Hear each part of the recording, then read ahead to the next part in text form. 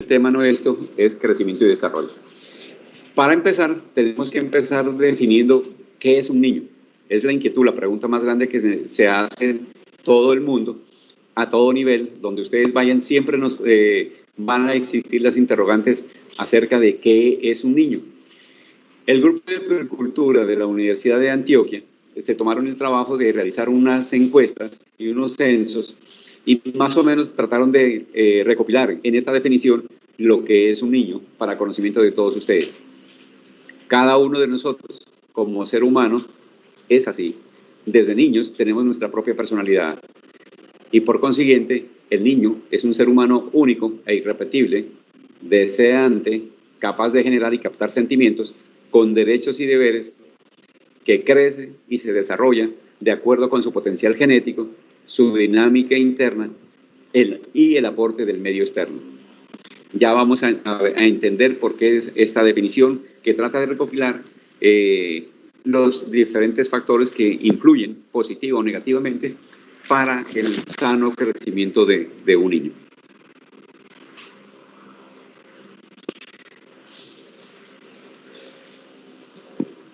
Y cuando hablamos de crecimiento, tenemos que pensar de que el crecimiento, vamos por partes. Miren ustedes que el crecimiento no solamente empieza cuando ya tenemos al niño en carne y hueso. El crecimiento, el propio crecimiento empieza desde el mismo momento de la fecundación. A partir del momento que se producen la unión del óvulo y el espermatozoide y que da origen al ovocigoto, entonces empieza la vida y empiezan las diferentes transformaciones en sus fases meiótica, mitótica y la proliferación multicelular. Y empieza el crecimiento de una manera rápida, ordenada, organizada durante todo el periodo del embarazo, en sus diferentes etapas, que va cumpliendo diferentes etapas y diferentes ritmos de crecimiento. Y por consiguiente, en muchas ocasiones, como que nos olvidamos de lo que es el crecimiento intraútero. Y quiero que ustedes lo recapaciten, lo analicen y van a encontrar en la literatura que al hablar de crecimiento y desarrollo siempre estamos hablando desde el principio de la gestación, desde el mismo momento que se realizó la concepción del embarazo. Existen unas diferentes etapas que se producen y efectivamente existen unas características que tienen que ver mucho con el crecimiento y el desarrollo. Obviamente, cuando hacemos referencia a la etapa de crecimiento, pues casi siempre estamos aumentando en los dos mecanismos fundamentales para que se produzca ese crecimiento. Que esas etapas, ese crecimiento, depende netamente del aumento, tanto en tamaño como del número de las células en su debida proporción y organización para que se dé el crecimiento y el desarrollo de las diferentes estructuras anatómicas que conforman el cuerpo humano. Por consiguiente, ¿qué podemos decir? Que al hablar de crecimiento estamos hablando de una noción cuantificable, porque se puede medir, porque se puede pesar, porque se pueden hacer todas las mediciones antropométricas establecidas que nos van a orientar y nos van a guiar para saber si las medidas que tiene el niño al momento de nacer y que son las correctas, son las adecuadas o si está por debajo de lo esperado. Y a lo largo del primer año, de los 2 primeros años, de los 5 primeros años, como probablemente hasta que alcanzamos la edad de la adultez, entonces constantemente estamos observando y evaluando el ritmo de crecimiento, si es armónico, si es adecuado, o si se están presentando algún tipo de alteraciones.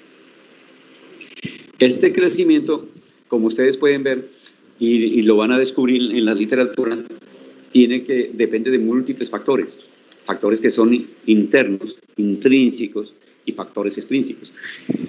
De los factores intrínsecos, entonces hay que estar pensando de que cada padre aporta el 50% de la carga genética y dependiendo de esa carga genética, pues entonces seguramente se produce el nuevo ser con sus defectos y con sus apariencias adecuadas y que nos producirán la felicidad. Igualmente, pues van a producirse y a tenerse en cuenta los efectos intrínsecos de tipo neuronal y endocrino. y también los factores metabólicos, que están directamente relacionados con ese factor genético, ese potencial genético del que se habla. Y el entorno social influye mucho para ese crecimiento. Esos son los factores extrínsecos, porque depende de los hábitos, de las condiciones socioculturales, depende de los factores económicos, nutricionales, depende de las condiciones psicológicas y emocionales de cada ser, de cada progenitor, depende del proceso del estado de salud y de enfermedad, cómo lo conviven cada familia, cada núcleo familiar. Entonces van a influir positivo o negativamente en que ese ritmo de crecimiento esté asegurado, que sea el adecuado. Acá en la anterior diapositiva les estaba diciendo de que existe la noción de que el crecimiento es cuantificable, pero no se olviden de que ese crecimiento es cuantitativo y que existen dos formas de crecimiento. Uno, que está directamente relacionado, ese crecimiento celular está directamente relacionado con fenómenos de hiperplasia celular, se multiplican la cantidad, el número de células, por un lado, y por otro lado, el crecimiento también depende de la hipertrofia acelerada que puedan presentar esas células para dar lugar a la organización de las diferentes estructuras anatómicas. Y eso se expresa y nos garantiza en el ritmo de crecimiento que tiene cada célula. Por consiguiente, si es cuantitativo, si es de características cuantificables, pues ese cambio en esas dimensiones corporales, tanto del peso y de la talla, son cuantificables, son medibles, y eso es lo que nos permite o nos ha permitido establecer una serie de formas de análisis a través de las desviaciones percentilares o desviaciones estándar que se denominan hoy en día, para poder mirar cómo es el ritmo de crecimiento del ser humano. También es importante que van de la mano tanto el crecimiento en hipertrofia, hiperplasia celular, como en el perfeccionamiento de las funciones de cada grupo celular. Esas funciones están determinadas en cada estructura anatómica, llámese pulmonar, llámese neurológica, llámese hepática o renal, pues que seguramente cuando en sus fases iniciales están los esbozos de las diferentes estructuras que van a llegar a formar las estructuras anatómicas como tal, pero el funcionamiento también se va desarrollando concomitantemente y van madurando en forma progresiva de la mano con el ritmo del crecimiento celular que se tiene que producir. Por consiguiente también, entonces, existe el concepto fisiológico de lo que es el neurodesarrollo, y no es más nada, del concepto fisiológico del desarrollo, ¿sí? Que no es más nada que lograr la diferenciación progresiva, ¿sí? Y el funcionamiento de cada estructura anatómica, de cada órgano, de cada tejido, y con la adquisición y perfeccionamiento de las funciones para las cuales cada estructura anatómica se ha desarrollado, ha crecido, y que se inician, vuelvo y se repite, como aparece en la literatura, pues que se inician todo ese proceso de crecimiento y de desarrollo desde el mismo momento de la concepción y finalizan al alcanzar la edad adulta, que aproximadamente adultos se consideran todos los que están por encima de los 24 o 25 años de edad.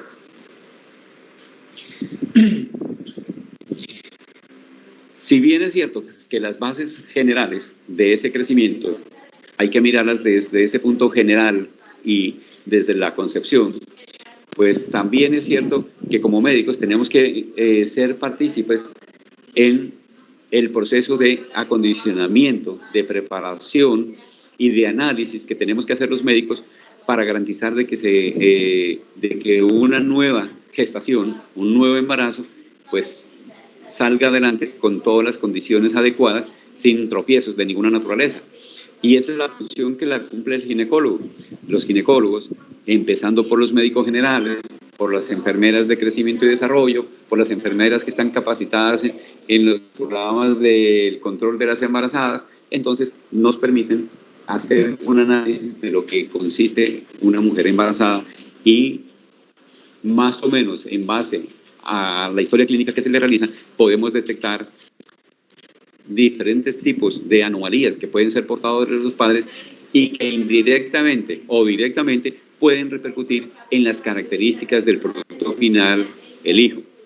¿Qué patologías se tienen que estar pendientes? Entonces, muy seguramente, influye mucho, influye de una manera marcada la edad gestacional de la madre, ¿sí? Si son muy jóvenes o si son madres muy añosas y de pronto esta edad que aparece ahí a los 34 años, hoy en día se está revaluando, probablemente estaba pasando a los 38 y hasta los 40 años, pues una madre que decide quedar embarazada por primera vez por encima de los 34 o de los 40 años, como les digo, pues se considera una mujer que tiene elevados riesgos de hacer una procreación y con diferentes tipos de alteraciones que tenemos que vigilar. Un segundo, por favor. Ya la cita cuando la cirugía la tiene, le dice que control post-pediatría y le dice signos alarmantes. Sí. Y la lactancia que sigue igual, lo demás está bien, el esquema de vacunación inclusive que sigue igual. Muy bien. Entonces, una madre muy joven o una madre muy añosa implica factores de riesgo para un crecimiento adecuado de un producto que se supone queremos que todo el mundo queremos que sean sanos, completamente sanos. No es lo mismo una madre que esté en una edad de procreación adecuada, que entre otras cosas seguramente más de una compañera me lo van a preguntar en algún momento o se lo preguntarán al ginecólogo. ¿Cuál es la edad ideal de la procreación de una mujer? Pues probablemente está entre los 24 y los 35 años supuestamente, en la cual está en la época plena de la juventud y de la capacidad de reproducción y que se supone que todas las estructuras anatómicas están en el 100% del funcionamiento adecuado. Pero, repito, las madres muy jóvenes, las adolescentes, menores de 18 años, menores de 15 años hoy en día, o las mayores de 40 años, pues seguramente tienen mucha mayor propensión a que su producto del embarazo pueda resultar altamente afectado en diferentes tipos de patologías. No es lo mismo una madre que es primigestante a una madre que es multigestante, que sea multiparidora. ¿Y cuándo se considera multiparidora? Pues generalmente cuando las mujeres tienen más de 3 o de 4 hijos. Hay madres que tienen 8, 10 hijos.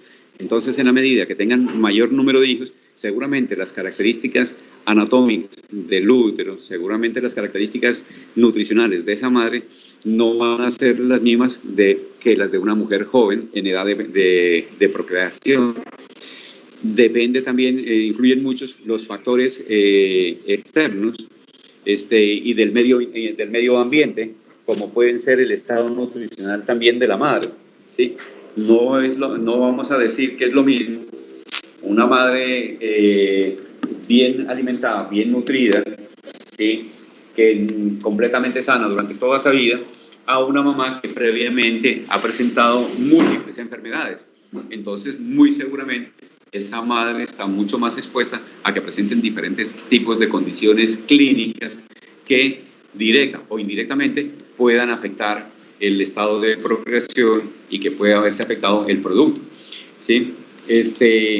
La estatura es importante y es importante porque resulta y pasa de que está determinado por los diferentes estudios y a lo largo de toda la vida de que pues es mucho más fácil que pueda la estatura hay que vigilarla desde el punto de vista de que cómo se va a decidir la terminación del parto, si bien vía vaginal o vía alta a través de una cesárea.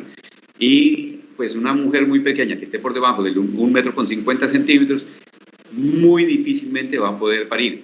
¿Por qué? ¿Qué razón? Porque seguramente las características estructurales, anatómicas de su pelvis es muy estrecha y curiosamente y paradójicamente las mujeres más pequeñas es muy habitual que obtengan productos de tipo macrosómico, más grandes de lo habitual, y haciendo la relación del tamaño del niño con la calidad del tamaño de la pelvis, de pronto existe una desproporción que puede poner en peligro la vida del niño si se favorece un parto vía vaginal. Y entonces la función del médico general desde el primer control que se realiza, tienen que cuantificar la talla de la mamá y muy seguramente desde los primeros controles de embarazo, pues le tendrán que estar orientando de que es muy probable que dependiendo las características del crecimiento del feto durante los 9 meses de gestación, dependiendo del tamaño y de los percentiles que haya logrado, al final se va a decidir que sea muy probablemente el 90% de posibilidades de que sea determinación vía alta por cesárea y no vaginal para preservar la calidad de vida del producto.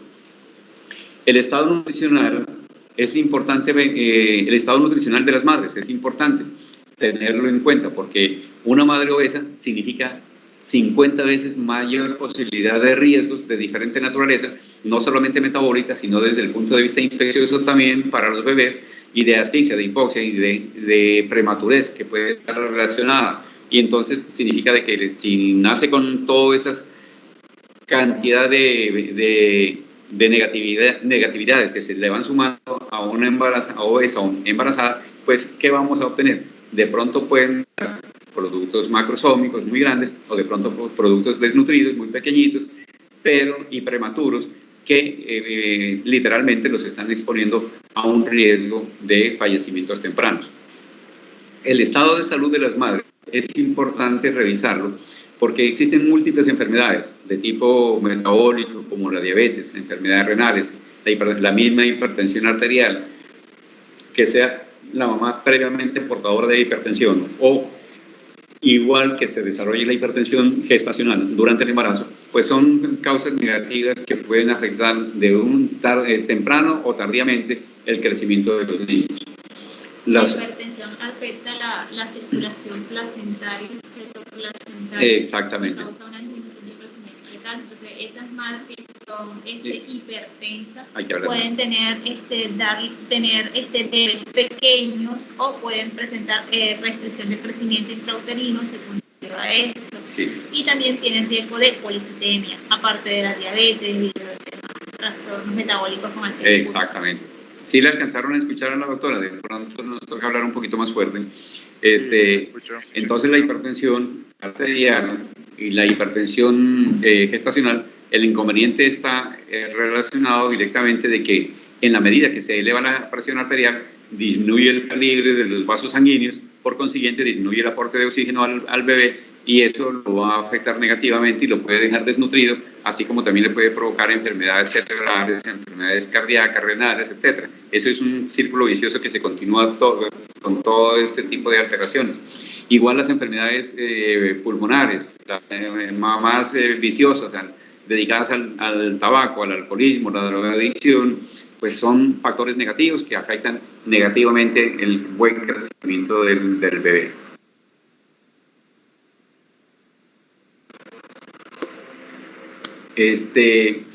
Y así podríamos seguir enumerando toda una cantidad de patologías que están directamente relacionadas con las características, que tienen mucho que ver de patologías de la embarazada, la toxemia del embarazo, que es la hipertensión, hemorragias del embarazo, amenazas de aborto, la placenta previa, desprendimiento placentario, la ruptura de membranas, infecciones urinarias maternas, infecciones vulvovaginales, los flujos vaginales, ¿cierto? Infecciones, ¿qué se pueden traducir? Infecciones en el feto, además, por infecciones que la mamá las pudo haber adquirido durante el embarazo, tipo toxoplasmosis, rubeola, sífilis, hepatitis, SIDA, ¿sí? Son enfermedades que tarde que temprano pueden afectar negativamente al producto, tanto en su crecimiento como en el desarrollo. Hay que analizar las incompatibilidades sanguíneas, tanto de grupo como de RH, el estado emocional materno. Y en este estado emocional materno tiene mucho que ver con las características de gestación. Fue un embarazo planificado, aceptado, deseado, o en muchas ocasiones son embarazos no deseados por múltiples razones. Violación, de pronto no estaban preparados emocionalmente para ser mamás, de pronto existe conflictos en la pareja y existe rechazo de los embarazos y ¿por qué no? También, que es lo más habitual, la cantidad de embarazos no deseados, nunca fueron planificados y que finalmente terminan siendo no deseados, pero que las circunstancias, el susto y la carrera, por falta de planificación, entonces quedan embarazadas las señoras y terminan obteniendo productos que literalmente pueden ser afectados negativamente, bien sea que se precipitó un aborto, o se provocó un aborto, o en base a que no se alimentan adecuadamente o que se fajan demasiado, pues pueden poner en peligro la vida de ese producto. Entonces son toda una serie de factores que, como ustedes pueden ver, generalmente nosotros ya desde el ginecólogo tiene que hacer la historia clínica con todas estas enfermedades para tratar de determinar como factores de riesgo que puedan poner en peligro el buen crecimiento y el desarrollo de un embarazo. Pero los pediatras también analizamos posteriormente cuando el niño nace, siempre tenemos que hacer toda la historia clínica y estamos preguntando prácticamente sobre las mismas cosas para tratar de descubrir qué factores negativos se presentaron durante el embarazo que me logren explicar por qué el niño resultó más pequeñito, más feíto o con alguna anomalía especial que justifique ese bajo peso, ese ritmo de crecimiento lento que se están encontrando. A lo largo del crecimiento, cuando hablamos del crecimiento, entonces miren ustedes que lo que les estaba diciendo, que el crecimiento y el desarrollo empiezan desde el mismo momento de la gestación. Y está descrito en la literatura, y ustedes lo van a completar parte de este estudio, en una parte en pediatría y en otra parte en ginecología en el próximo semestre, pero ustedes van a encontrar de que miren que el crecimiento y el desarrollo lo tenemos desde el mismo momento de la gestación y reciben diferentes nombres dependiendo de la edad gestacional. Entonces, en el primer trimestre de gestación, que es el periodo embrionario, es el periodo de la embriogénesis, en el periodo en el cual ese óvulo, ese ocigoto, empiezan las etapas de meiosis, mitosis y la mórula y empiezan a formarse el disco bilaminar, el trilaminar, se forma el tubo neural y empiezan a formarse, a diferenciar las tres capas ectodermo, mesodermo y endodermo, a partir de los cuales empieza a darse lugar a las diferentes estructuras anatómicas. Eso lo vieron ustedes en embriología, lo tienen que tener en cuenta. ¿Por qué razón? Porque en muchas ocasiones algunas patologías están directamente relacionadas con ese periodo de embriogénesis y que nos pueden significar alteración en el ritmo de crecimiento que se está presentando. ¿Ok? Ya cuando la mujer llega a las 13 semanas de gestación, entonces de las 13 semanas hasta las 40 semanas se le conoce ese producto de gestación como el feto, realmente, ¿sí? Y también se hacen diferencias cuando es un feto previable. Generalmente el feto que está por encima, hoy en día se habla de las 24 semanas. Desde las 24 semanas, ¿por qué razón? Porque en Estados Unidos, en los países desarrollados, y de pronto en las grandes ciudades, Bogotá o Medellín, Cali, y de pronto aquí en Barranquilla también, nos estamos viendo abocados a la atención cada vez mayor de prematuros extremos de 24 semanas, pero que nacen con un peso bastante adecuado. Aquí. Que de pronto han nacido bebés de 500 gramos, de 600 gramos, que hasta hace poco tiempo uno decía, no son viables, no hay oportunidades. Y no sé si de pronto estuvieron atentos a las noticias. El año pasado o hace 2 años se presentó una circunstancia especial con un niño que nació en un hospital de la ciudad. No me da pena decirlo, en el hospital donde estamos, nació de 24 semanas, pesaba 450 gramos y nació sin signos vitales. Sin embargo, como a las 2, a las 4 horas, alguien se dio cuenta de que sí tenía latidos cardíacos. Obviamente, ese se considera el feto no viable. ¿Por qué no viable? Por el tamaño, porque no tenemos las herramientas suficientes necesarias para hacer el procedimiento de intubación, manejar a esos niños es altamente delicado, el pronóstico seguramente es malo, pero nosotros no somos brujos, no podemos predecir el futuro, qué es lo que va a suceder con esos niños. Se lo enviaron para la casa, cuando llegó a su pueblo, resulta que el niño seguía vivo, como que sintieron un llanto, lo volvieron a llevar a un hospital y dijeron que el niño estaba vivo, allá supuestamente lograron canalizarlo, no lo pudieron intubar tampoco, a las 12 horas definitivamente se declaró fallecido. Pero miren el escándalo que puede armar el hecho de que de pronto nos faltó cerciorarnos de si realmente tenía o no tenía latidos cardíacos, o si eran movimientos reflejos, alguna cuestión. Pero eso, aparte de eso, lo más importante es que ustedes tengan como punto de referencia que entre las 24 y las 26 semanas de edad gestacional, hoy en día, desde las 24 semanas, estamos considerando feto previable. Previable, ¿por qué? Porque si es un verdaderamente feto de 24 semanas, las posibilidades son pocas y es muy posible que se puedan morir con facilidad.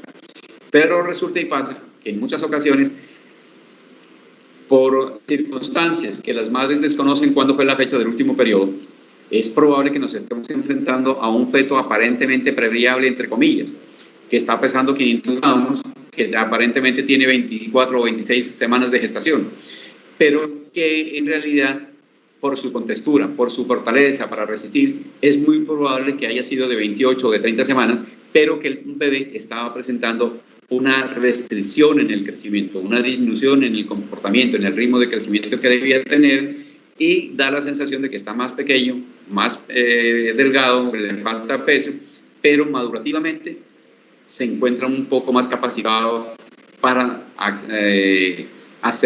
ser atendido y para poder ser rescatado con facilidad. Entonces, por esa razón es que se dice previables, ¿sí? Porque tenemos que tener una alta experiencia, un alto conocimiento de cuándo determinar si realmente es un prematuro extremo por debajo de 26 semanas y que no sea viable definitivamente, o que potencialmente pudiera ser viable en base a errores en el cálculo de la fecha de la última menstruación de la madre. Lo conocemos como prematuros. Los prematuros están desde las 27 a las 36 semanas, ¿sí? Todos los niños que nacen entre las 27 y 36 semanas les llamamos prematuros. Y existen algunas diferencias en cuanto que más adelante las tendrán que conocer ustedes, que decimos un prematuro extremo, como es el que está por debajo de las 36 semanas, de las 27 semanas, perdón. ¿Cuándo le llamamos un recién nacido a término? Que es el que queremos tener todo el mundo. El recién nacido a término es el que llega a las 37 semanas, a 40 semanas. Hay niños que de pronto pueden llegar hasta 41 semanas de edad gestacional, y ese es el recién nacido a término, que tiene tanto el peso como la talla, como el perímetro esofágico dentro de sus límites esperados, acordes para esa edad gestacional. Ya cuando nace el niño, seguimos con el crecimiento entonces, y desde que nace, en los primeros 29 días, nosotros lo llamamos en el periodo neonato, hasta los 29 días. Alguna literatura los tiene hasta los 28 días, otros los dicen hasta los 30 días. En todo caso, a veces se convierte como en una pita caliente de que si es de 29, de 30 días, ya es un lactante para unos, para otros no, y depende del tipo de patología al que estamos acostumbrados a la atención. Los niños que están por encima de los 30 días hasta los 11 meses, lactante menor. Los niños que están entre los 12 y los 23 meses, lactante mayor.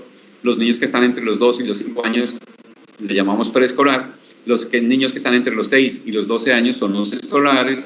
Los que están entre los 12 y los 18 años están en la adolescencia. Los que están entre los 18 a los 25 años están en plena juventud, así como todos ustedes, me imagino. Y los que están por encima de los 27 años, pues ya son adultos realmente. Ahora, depende de la escuela. Esta terminología está relacionada directamente con la escuela americana, pero existe la escuela francesa, europea, en la cual de pronto no le llaman escolares ni preescolar, sino que ellos llaman párvulos, prepárvulos, se me olvidan los otros nombres que tienen las denominaciones respectivas. En todo caso, miren ustedes las diferentes etapas evolutivas que tienen el ritmo de crecimiento, sin olvidarnos que el desarrollo de ese feto van directamente de la mano. Los dos, tanto el crecimiento como el desarrollo, van constituyéndose en forma armónica para cada grupo de edad, y eso no lo podemos separar. ¿Ok? Entonces, les decía de que existen factores que determinen, que son fundamentales para determinar ese ritmo de crecimiento, ¿sí? Y están los factores ambientales, ¿sí? Seguramente la casa, donde viven, cómo viven, seguramente pues si viven en estrato 10, pues van a tener mejores condiciones de crecimiento y desarrollo.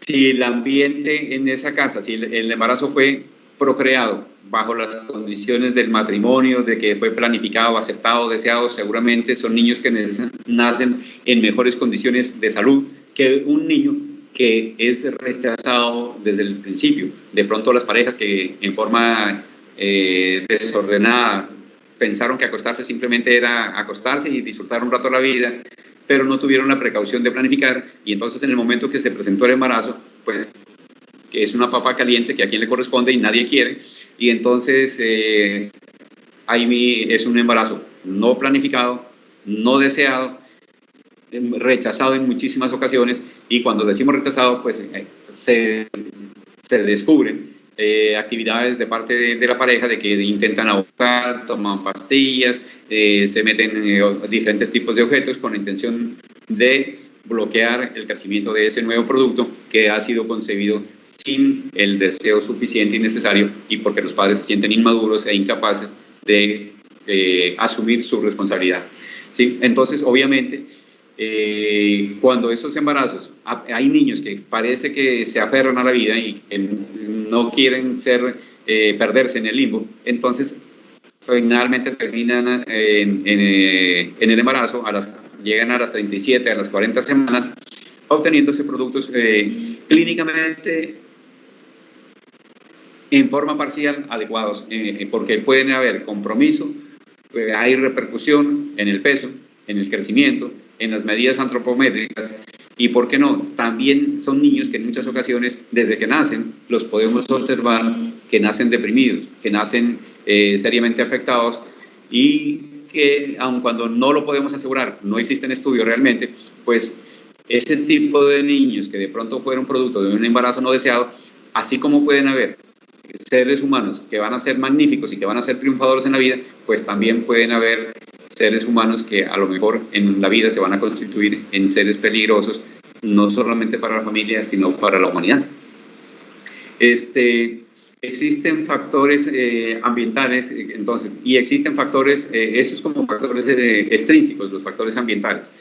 Y los factores intrínsecos, entonces, están directamente relacionados con esa carga genética que aportan cada miembro de la pareja, del padre y de la madre. Entonces, ahí es donde se analizan, entran en juego el patrón genético, el sistema hormonal, tanto paterno y materno, el sistema nervioso, y esos que van a afectar directa e indirectamente el ritmo de crecimiento de ese nuevo ser que se está formando en el útero.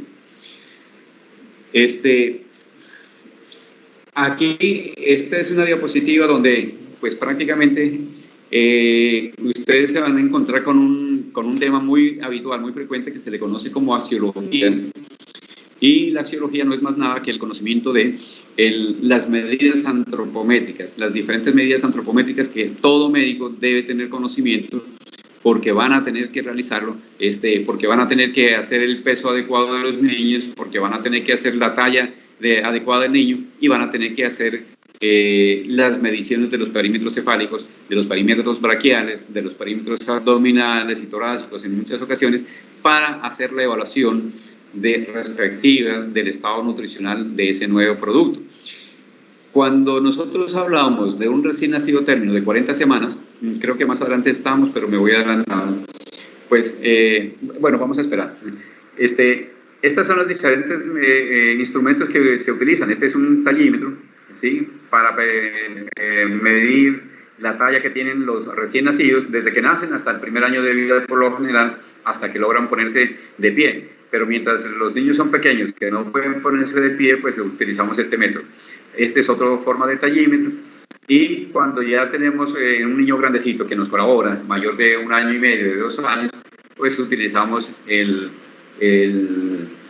perdón, este se llama infantómetro, el infantómetro, y este es el tallímetro, ¿sí?, que es el vertical, que es igual a la jirafa también, que es un tallímetro, y pues que se utiliza para los niños cuando ya están, se ponen de pie. Los pesabebé, entonces hoy en día hay electrónicos que son mucho más exactos para hacer el pesaje necesario, saber cuántos gramos diarios está aumentando el niño dependiendo de las características de la alimentación, y que a toda costa tratamos de favorecer de que siempre sea con la lactancia materna, y hay que tratar de concientizar a las mamás de que los senos son básicamente el papel fundamental que tienen que cumplir, son para la alimentación y asegurar la procreación de la humanidad. Este es un metro que se utiliza tanto para en la medición del perímetro cefálico como también del perímetro braquial. Si es del perímetro braquial, nos está haciendo una ayuda en el diagnóstico del estado nutricional de los niños. Si es para el perímetro cefálico, pues porque normalmente, dependiendo las semanas de gestación que tienen los niños, tienen sus medidas características que ya vamos a ver más adelante, en el cual consideramos si están dentro de lo que es normal o si se sale de lo anormal, y que potencialmente pudieran significar enfermedad de riesgo grave para esos niños. Si tienen alguna pregunta, por favor, levantan la mano o me la escriben y trataríamos de irles despejando las dudas. ¿Ok? Ahí una fotico donde estamos midiendo el perímetro cefálico. Miren que no existe necesidad de meter el dedo en la cinta métrica, sino que se cruzan las dos ramas de la cinta métrica y ese es el perímetro cefálico que está directamente relacionado con el ritmo de crecimiento cerebral, el ritmo de crecimiento neurológico. Y si el niño desde que nace tiene un perímetro cefálico adecuado, sabemos que el pronóstico neurológico va a ser bueno, ¿sí? Ya vamos a ver más adelante las medidas. Entonces, cuando hablamos de ese crecimiento longitudinal, que es el que nos preocupa, que es el que nos llama la atención siempre, pues debemos recordar que ese es un proceso de crecimiento continuo desde el mismo momento de la gestación hasta la edad de la adultez. Y existen algunas variables que se van a presentar desde ese crecimiento, ¿sí? Aquí se le presenta más o menos unas formas, existen diferentes formas de calcular, de hacer el seguimiento, cómo es el ritmo de crecimiento de los niños. Y entonces, miren ustedes que de pronto existen como unos parámetros para saber cuántos centímetros debe crecer el niño por año, ¿sí? Desde los 4 años hasta la pubertad dicen que más o menos en un promedio de 5 centímetros y que desde el primer año hasta los 4 años de edad tienen un promedio que puede estar oscilando entre los 8 y los 10 centímetros por año, ¿sí? O sea que el ritmo de crecimiento es más rápido. Desde el mismo momento de la gestación, el crecimiento es rápido, es violento. Las etapas de crecimiento más rápido generalmente suceden entre el segundo y el tercer trimestre de gestación intraútero. Pero en la vida extrauterina, ya cuando nacimos, entonces el ritmo de crecimiento sigue siendo altamente rápido, ¿sí? Hasta los 2 años de vida, ¿sí? Y para muchos autores dicen hasta los 4 años de vida, que es cuando realmente el niño alcanza la talla definitiva de 1 metro. El niño que llegó a los 4 años de edad, el promedio de su talla debe ser de 1 metro, teniendo en cuenta de que el promedio de la talla del recién nacido para un niño de 40 semanas de edad gestacional debe ser de 50 centímetros. Y fíjense ustedes cómo se traduce. Hay diferentes formas, como les digo, de calcular la talla de los niños. El recién nacido de 40 semanas nace de 50 centímetros y durante el primer año, en el transcurso del primer año de vida, el niño debe crecer el 50% de la talla de nacimiento. Como quien dice, si nació con 50 centímetros, cuando acabe el primer año de edad, cuando cumpla su primer año de vida, el niño deberá estar midiendo 75 centímetros. Así de fácil para que lo entiendan. No, en esta forma de crecimiento, los pacientes en edad preescolar, los lactantes y los que están en edad preescolar tienen un crecimiento más de tórax y o sea, la parte cefálica. Ya cuando pasas de esa edad preescolar hay un alargamiento de las piernas y de las extremidades. Entonces, por eso en niños más pequeños el punto medio de su cuerpo lo podemos encontrar en el ombligo. En cambio, ya en los adolescentes, los niños que están más grandes, nuestro punto medio va a ser a nivel de las crestas ilíacas, porque los demás tienen crecimiento en las partes de las extremidades. Exactamente, así es. Y con respecto a las diferentes medidas antropométricas, aquí las tenemos resumidas, ¿sí? Entonces hay que mirar el promedio de los parámetros de ese crecimiento hasta los 2 años de edad. Entonces, en promedio, yo les podría decir de que en promedio el niño que nace de 40 semanas de gestación debe tener un perímetro cefálico de 35 centímetros más o menos 3 centímetros. ¿Qué significa eso? Máximo, el perímetro encefálico debe estar en 32, mínimo en 32. Los extremos, inmediatamente hay que tenerlo en cuenta, nos pueden significar patología. Un niño que me nace con un perímetro encefálico menor de 32 centímetros, ya me significa una patología. Si nace con 31, con 30 centímetros de circunferencia cefálica, entonces se le llamaría microcéfalo.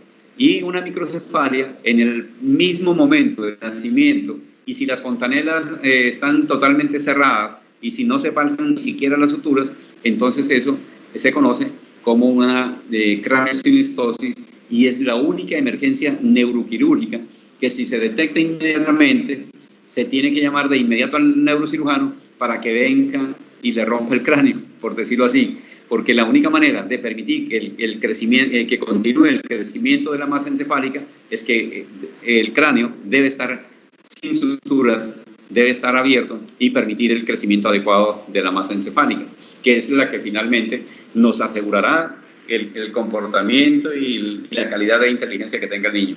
Si pasa desapercibido, si se queda con la cabecita chiquita, pues entonces el niño, el cerebro no tiene para dónde crecer. Ahora, hay que diferenciarlo y hay que hacer estudios, obviamente, porque muchas de esas microcefalias que nacen de pronto están directamente relacionadas con enfermedades congénitas, con enfermedades que en muchas ocasiones están asociadas con infecciones que se pudieran haber adquirido durante el embarazo, enfermedades de tipo TORS, llámese rubeola, sífilis, sida, el Zika en nuestro ambiente, que de pronto hace 2 o 5 años tuvimos una epidemia grande en la cual se describió niños que nacieron con microcéfalos, pero que también estaban relacionados con agenesia de cuerpo calloso, parciales o totales, o agenesia de algunas partes de los hemisferios cerebrales, en los cuales, pues, por eso se explicaba ese tipo de características. Ahora, si me nace con más cabezón de lo esperado, si me nace por encima de 38,5, 39 grados centígrados, es lo contrario, es un niño que está cabezón. ¿Cómo se llama el niño cabezón? Hidrocefalia. Y la hidrocefalia entonces me puede ser el camino que yo tengo que dilucidar, identificar si ha sido desencadenada por un tumor, por una neuroinfección, por quistes en los plexos coroideos, o una malformación del sistema nervioso central, como un mielomeningocele, que pueden haber anomalías, diferentes anomalías, que me expliquen por qué el niño me está haciendo más cabezón, que está concursando con una hidrocefalia, y que es indispensable diferenciarlo, teniendo en cuenta que además es habitual y es normal que de pronto en medio de la familia siempre hay un cabezón. Y si ustedes cuando están en la presencialidad en medio de los compañeros, seguramente se van a dar cuenta de que hay uno o dos cabezones que en comparación al resto de compañeros. Porque fisiológicamente existen familias que cursan con macrocefalias de tipo fisiológico, entonces esas cosas hay que saberlas para tenerlas en cuenta, pero siempre hay que diferenciarlas, tampoco las podemos descartar ni confirmar a simple ojo, sino que tenemos que hacer algunos estudios para confirmarlo. Miren ustedes que el niño en promedio a las 40 semanas debe nacer con una talla, entonces, como les decía, en nuestro medio es habitual el promedio de la talla de 50 centímetros. Pero esa talla también en diferentes regiones y dependiendo de los factores étnicos, entonces puede oscilar entre 50 más o menos 4 centímetros, como quien dice, máximo 54 centímetros, mínimo 46 centímetros. Si un niño de 40 semanas me nace con 42 centímetros, ya ese niño lo podemos calificar como un pequeño para la edad gestacional o un enano para la edad gestacional podría ser. Obviamente que hablar de enano ya estaríamos entrando en un campo de sugestivo y de que hay que diferenciar si se tratan de unas verdaderas acondroplasias, ¿sí? Anomalías de tipo congénito, y en la cual se van a visualizar que es un niño proporcionalmente simétrico, pero con las proporciones de los diferentes segmentos de las extremidades bastante simétricas. Pero cuando son asimétricas, es muy probable que sea simplemente una alteración funcional o de tipo fisiológico hereditario que también puedan presentarse. Los niños que de pronto a veces nacen de 56 centímetros, 57 centímetros, es probable que verdaderamente sean grandes, es probable que sean gigantes, es probable que sus padres sean gigantes, es probable que están mal tallados también, porque en muchas ocasiones, en el momento del nacimiento, las personas encargadas no tenemos todos la experiencia suficiente y al momento de hacer las medidas respectivas, pues les estamos regalando 1 o 2 centímetros extras, que cuando finalmente se logran corroborar, pues caemos en las tallas adecuadas. Como les digo, están contempladas habitualmente entre los 50 más o menos 4 centímetros. El peso promedio, la literatura nos habla, en forma general, los niños que nacen de 40 semanas nos nacen con de 3 a 3,5 kilos en forma general, lo más habitual. Pero eso no quiere decir que esos sean los pesos habituales e ideales. Puede haber un rango más amplio que va desde 2,5 kilos hasta los 4 kilos, ¿sí? Pero todo lo que esté contemplado dentro de ese rango de 2,5 kilos a 4 kilos está dentro de lo normal. Pero si se me pasa por encima de los 4 kilos, 4 kilos 100, 4 kilos 200, y si tiene una talla mayor de 56 centímetros, 57 centímetros, entonces seguramente va a ser un bebé gigante, ¿sí? O lo podemos llamar macrosómico, ¿sí? Y lo contrario, si es un bebé que de pronto me cae por debajo de los 2.500 gramos, me nació con 2.429 gramos, pues ese niño es pequeño para la edad gestacional. Bajo peso para la edad gestacional, se le llama así, y si la talla está por debajo de los 46 centímetros, es pequeño para la edad gestacional, y si las dos medidas están por debajo de lo esperado, entonces es un enano simétrico, en lo cual en muchas ocasiones lo tenemos en cuenta para orientarnos. Si las características que pudieron haber afectado la falta de crecimiento de ese bebé pudieron suceder desde el principio, desde el mismo comienzo de la gestación, lo cual muy probablemente nos puede estar orientando a pensar de que se tratan algunos rasgos familiares, algunos rasgos genéticos, constitucionales, ¿sí? Pero si de pronto encontramos con que el niño pesa 3 kilos, pero mide una talla de 42 centímetros, la talla es la que está pequeña, ¿sí? Pero el peso está conservado.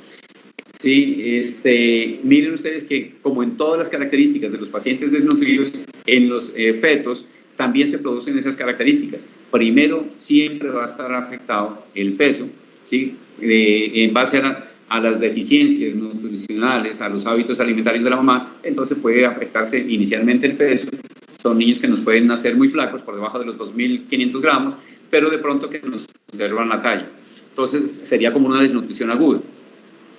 Pero cuando están tanto el peso como la talla por debajo de los parámetros establecidos, entonces se considera un enano simétrico, y ese es el que les decía que podemos pensar y descartar que sean de factores genéticos, hereditarios, constitucionales, ¿ok?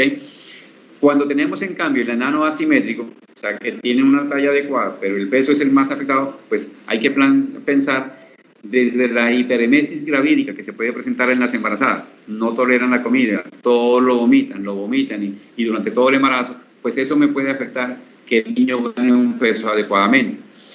El hecho de que las mamás son negativas y no quieren comunicar de que están embarazadas y se fajan, entonces si no se alimentan bien, pues eso también me puede afectar el crecimiento del niño y me afecta el peso básicamente.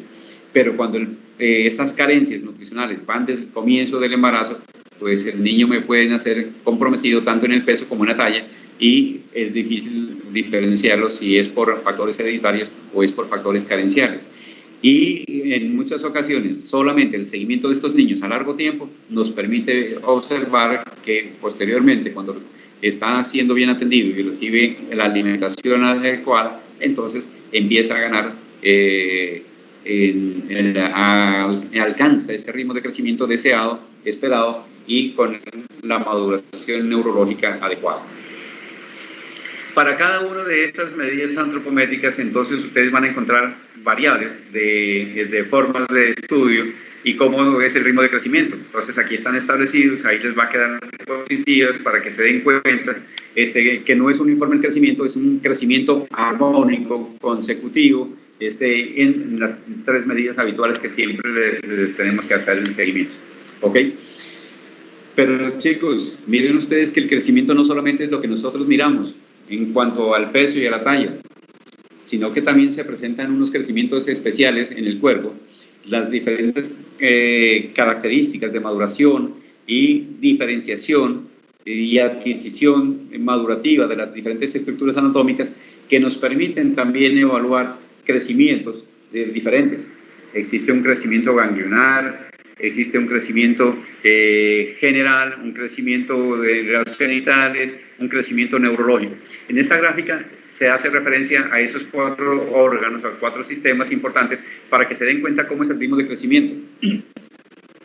Ritmo de crecimiento que empieza desde el mismo momento de la gestación, como vuelvo y repito.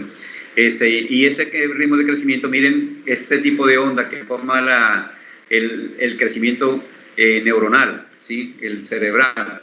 Y entonces empieza como algo muy pequeño que se va ampliando, se va ensanchando, llega a adquirir su máximo potencial de crecimiento y finalmente, pues seguramente en la edad adulta, porque miren ustedes, esto está trazado en los parámetros, me había olvidado, disculpen, en este sistema de ordenadas y coordenadas, en el cual aquí en las ordenadas están el tamaño de las diferentes estructuras y acá abajo se representan la edad. Entonces, desde que nacemos en la edad 0 de gestación y empezamos a los 2, a los 4, a los 6 años aproximadamente es cuando empieza este gran crecimiento de la masa encefálica, que es prácticamente cuando se logra completar el crecimiento. Se considera que el 85% del crecimiento de la masa encefálica se ha logrado hasta los 5 años de edad y aproximadamente... Y que entre los 0 y los 2 años se da un pico que es muy grande, por eso es una edad importante para estimular el desarrollo. Exactamente.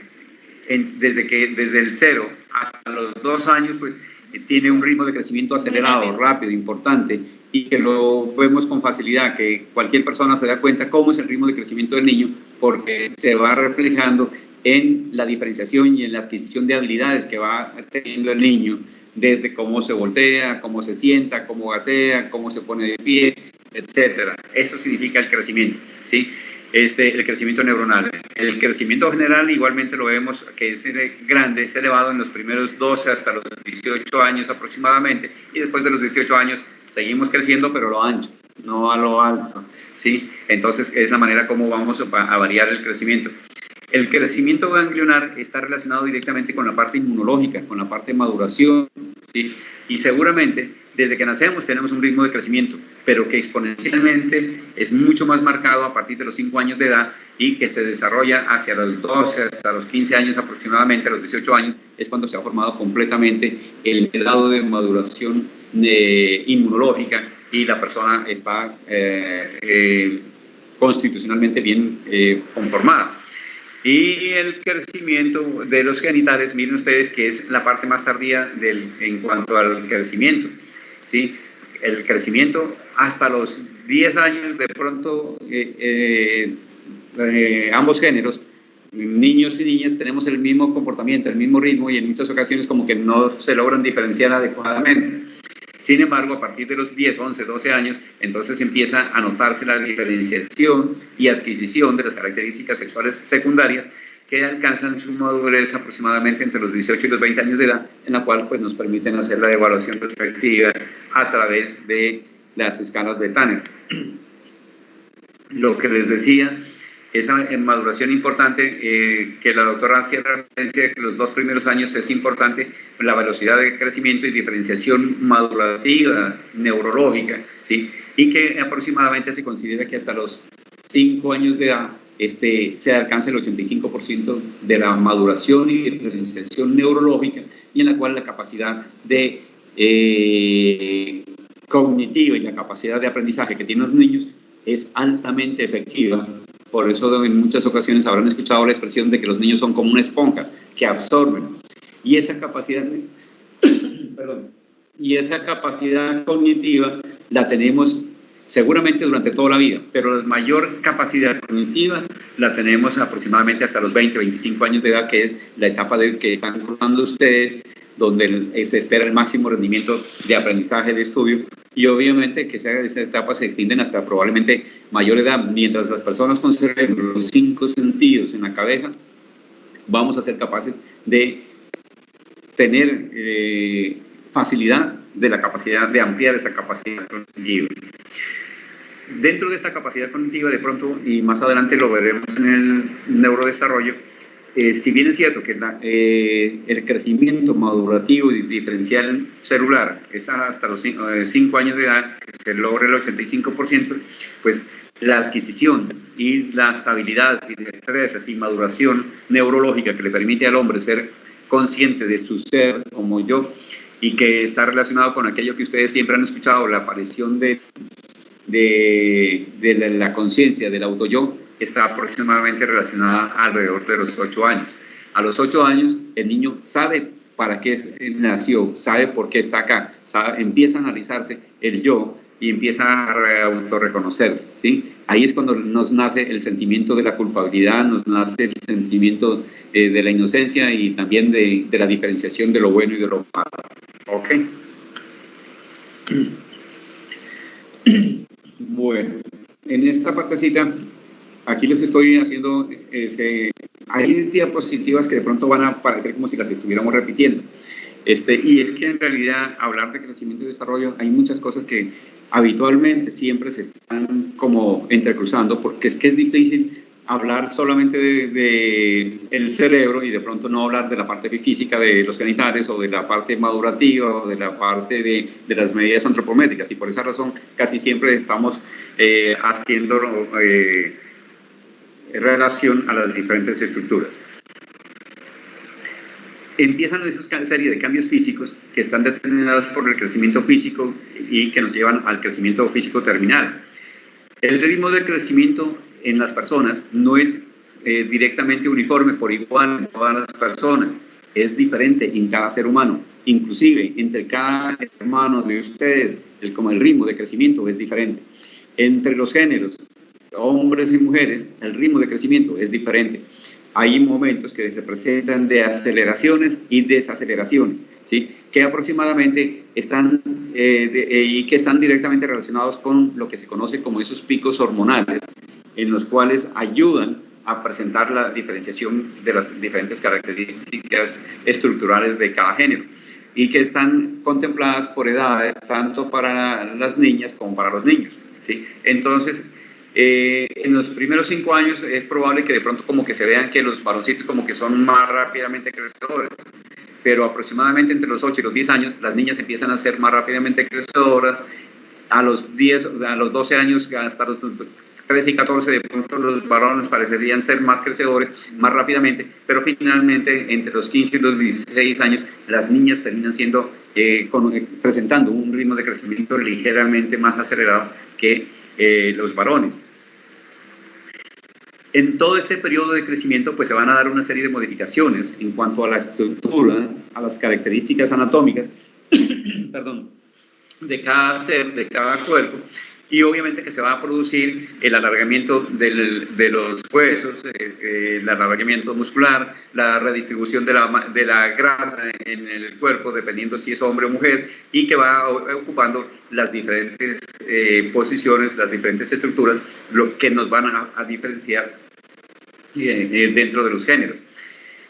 Se presentan también crecimiento y diferenciación y desarrollo, que tanto el crecimiento como el desarrollo, tanto del sistema cardiovascular, respiratorio, como del sistema osteomuscular, con el incremento de la fuerza, de la resistencia y de la capacidad para el ejercicio, para las diferentes actividades que tenemos que desarrollar a diario. Y pues se termina con la diferenciación, la maduración sexual, que está determinada directamente con el agrandamiento, el crecimiento gonadal, tanto en los niños como en las niñas, y que va a permitir la liberación de las diferentes hormonas encargadas de lograr esa diferenciación, que van favoreciendo la aparición de las características sexuales secundarias, llámese la barba, el bigote, los cambios del tono de la voz, las vellosidades tanto axiales como púbicas. Esas vellosidades púbicas se denominan pubarca, como el crecimiento de las glándulas mamarias, y entonces son los primeros brotes de cambios que las mamás empiezan a notar cuando para ambos géneros, varones y niñas, de pronto sienten el dolorcito en la bolita, en los senos, que es aparentemente el aviso de que la piedrita esa que está doliendo en los pechos, de que empezó en un lado y posteriormente al poco tiempo está hacia el otro lado comprometido, pues nos están avisando a los padres de que su hijo está dejando de ser el niño mimado, el consentido, que tenemos que tener ojo abiertos porque las medidas de cuidados, las medidas de educación, de cultura, se tienen que ir modificando en la medida que vayan creciendo los niños también para irlos adaptando a la sociedad. Y obviamente, pues van de la mano también esa maduración neurológica le va permitiendo que se vayan presentando los diferentes cambios psicológicos. Entonces, por esa razón, los niños desde temprana edad, desde que les empieza el uso de razón, empiezan a sentirse diferentes, empiezan a sentirse autocriticados, se autocritican ellos, se sienten observados, se sienten analizados y empiezan a aparecer el pudor y empiezan a darse toda una serie de transformaciones psicológicas, emocionales, en cuanto a su comportamiento, en cuanto a su ser, a su forma de ver las cosas, y empiezan a ser forma participativa dentro del ámbito familiar también. Entonces, como ustedes ven, el crecimiento físico es una cosa. En el crecimiento físico, pues, los niños nacen, al nacimiento el peso de las niñas es en promedio inferior al de los varones, aparentemente.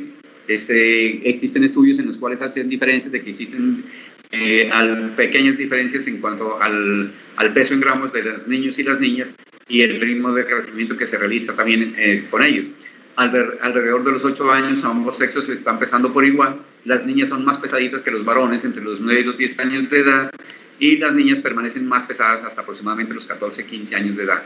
A partir de los 19 años de edad, los varones generalmente terminan con un peso promedio mayor que las niñas, y seguramente también con unas medidas de talla algo mayores. Esta como que ya la habíamos visto, se me repitió, me devolví, ¿qué fue? Se devolvió. O la repetí. En cuanto a la talla, entonces, entre otras cosas, les decía de que en la literatura van a encontrar diferentes formas de calcular tanto el peso como la talla que esperan para cada niño por grupos etarios, ¿sí? Son formas que a veces son interesantes leerlas, descubrirlas, conocerlas, para saber cuál es el ritmo de crecimiento que deben tener cada niño. Entonces, los preescolares y los escolares pues tienen un promedio de incremento de talla de 5 centímetros por año, y siempre se van a presentar diferenciación entre los géneros femenino y masculino, y así como la ganancia de peso que se van a dar. Son fórmulas aquí que se las van a encontrar ustedes, que se pueden aplicar y nos dan un margen de variabilidad, tanto en el peso como en la talla, que están dentro de los márgenes contemplados, dentro de lo que uno quiere ver cómo es el ritmo de crecimiento de los niños.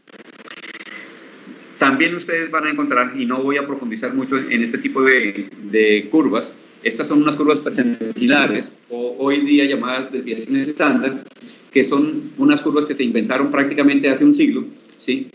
Y esto se realizaron por la motivación que tenían los pediatras de entonces de tratar de conocer cómo es el ritmo de crecimiento del ser humano. Y como les repito, no existe dos personas que tengan el mismo ritmo de crecimiento. Cada ser humano tiene su propio ritmo de crecimiento, dependiente entonces de los factores ambientales o factores externos, y dependiente de los factores internos propios y que va con la carga genética de cada progenitor. Para hacer estas curvas, cuando fueron diseñadas, la historia nos cuenta de que en este sistema de ordenadas y coordenadas tomaron una población determinada de 100 niños que habían nacido el mismo día, la misma fecha, aproximadamente la misma hora y a los mismos minutos. Y entonces los midieron, peso, talla, perímetros encefálicos, y los ubicaron en el sistema de ordenadas y coordenadas.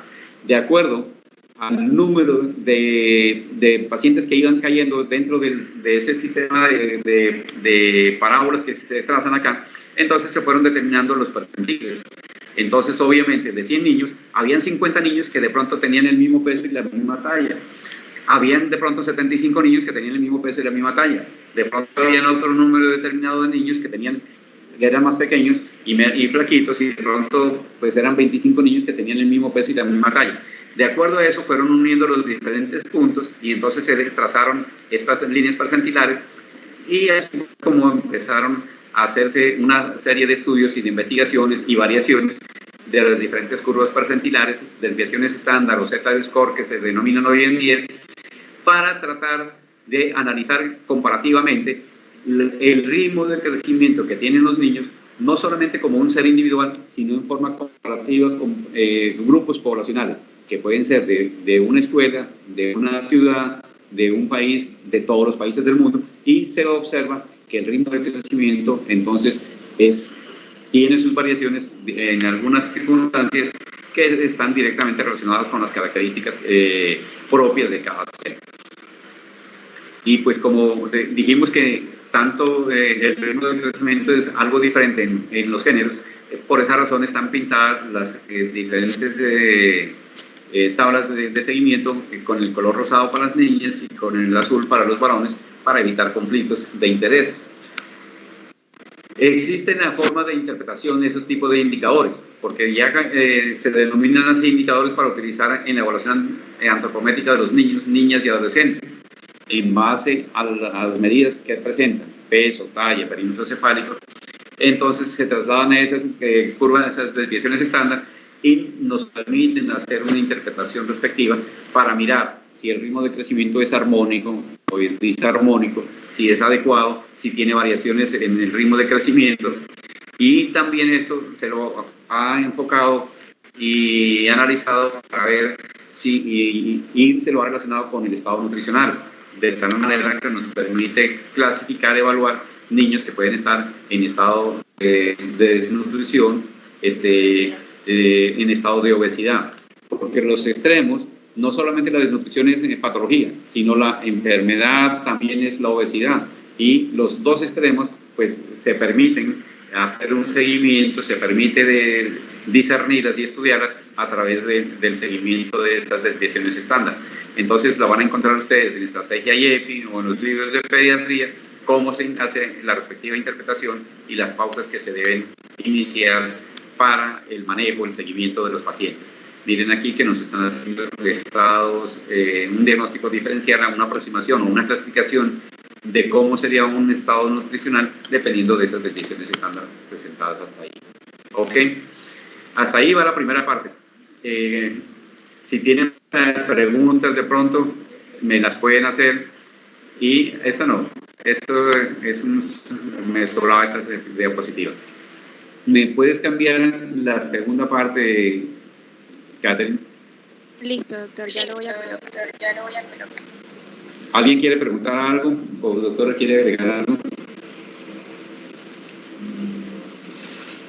Bueno, de pronto decirles que es importante evaluar el crecimiento en los pacientes pediátricos, porque al hacer esto evaluamos la evolución del niño y nos va a indicar un estado de salud que tenga. Entonces, por eso es importante realizarlo de forma adecuada en la consulta. Sin embargo, pues tampoco como que encasillarnos, por ejemplo, si un niño está creciendo más lento que otro, o sea, tampoco encasillarnos porque hay niños que tienen crecimiento que son más lentos que otros niños. Entonces, pues existen diferentes escalas con la cual podemos evaluar este crecimiento, pero para eso debemos hacer más que todo es la curva que este paciente vaya teniendo en el transcurso de los controles, y con estas curvas podemos darnos cuenta qué ganancia de peso o qué ganancia de talla va teniendo adecuadamente ese niño. En el tiempo. En el tiempo, sí. Sí, eso se me había olvidado de hacer la claridad, que en los programas de crecimiento y desarrollo y esas desviaciones estándar sirven para hacer el seguimiento del paciente desde que nace hasta los 5 años, que es lo habitual que las madres nos acompañan en los programas de crecimiento y desarrollo. Pero independiente de que esté o no en el programa de crecimiento y desarrollo, es obligación de todos los médicos que seamos capaces de tener, que primero que tengamos el conocimiento, y segundo, que los médicos, todos los médicos, absolutamente todos los médicos generales, que seamos capaces de detectar el ritmo de crecimiento de esos niños, que cuando vean un niño que está muy pequeño, muestren preocupación y lo deriven a la consulta con el pediatra o al endocrinólogo, o también los extremos. Si lo ven muy grande, pues a veces los papás están felices porque ¡ay, qué grandote mi hijo! Pero ¿saben qué? No todo lo que brilla es oro. Y entonces los extremos en la vida hay que tener mucho cuidado. Un niño que de pronto está extremadamente grande para la edad, ¿sí? Yo espero que un niño al año de edad esté en los 75 centímetros.